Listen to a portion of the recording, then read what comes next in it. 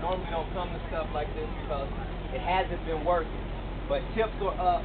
I'm trying to promote tips, but I just want to say right here in this event, I know, pretty much I feel like I know who 6 murderers are.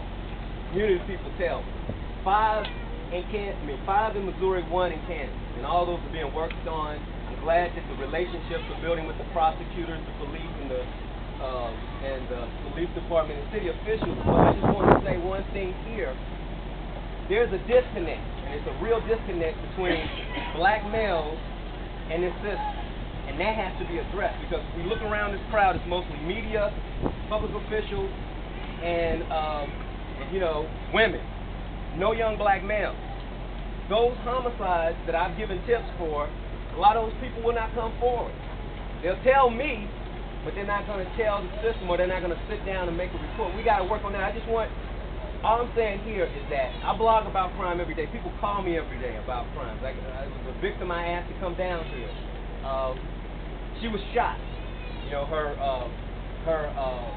son and daughter-in-law was shot. The baby's dead. Well, no, it's a baby left behind. There's no focus on that. She wouldn't even come here. And all I'm saying is that when we look at all this stuff that's going on, I just got to say, it's not working. And that's something we got to look at. It's not time to march all day. Walk. We don't need to walk. We need to talk.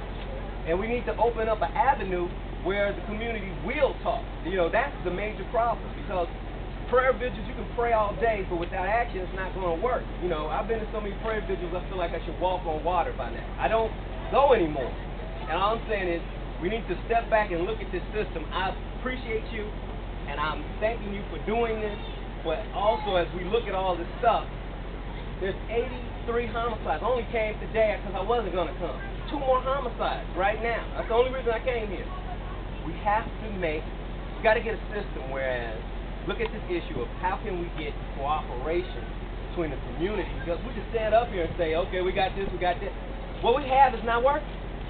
It's not working, and that's a real issue where you all need to sit down and look. And I don't know, y'all say I'm meeting with community. I don't know who you're meeting with, but all I'm telling you is that, and I don't know who you're meeting with that solve crimes and know about these homicides, but all I'm telling you is that people give me the information, and then when it gets to pushing it on to another level, they don't want to talk. They don't trust the system. And how can you correct that? I commend you for doing this. But you got to look at the thing that the people look around. No black males out here. I'm about one of the youngest ones out here, and I'm old now. I'm 41. So all I'm saying is we got to get to these young African Americans where they trust it, because they're not talking. But what can we do to help that situation? I think you're exactly right, of course. I mean, I've said all along, one of the central things that I believe, one of the things that enabled me to get elected, was that there was a disconnect between what I call the regular folks and the people in charge. And that's especially true for young black men. Absolutely. Absolutely. We've got to find a way to focus on it. I'm going to take one last question, and we're done. Steve.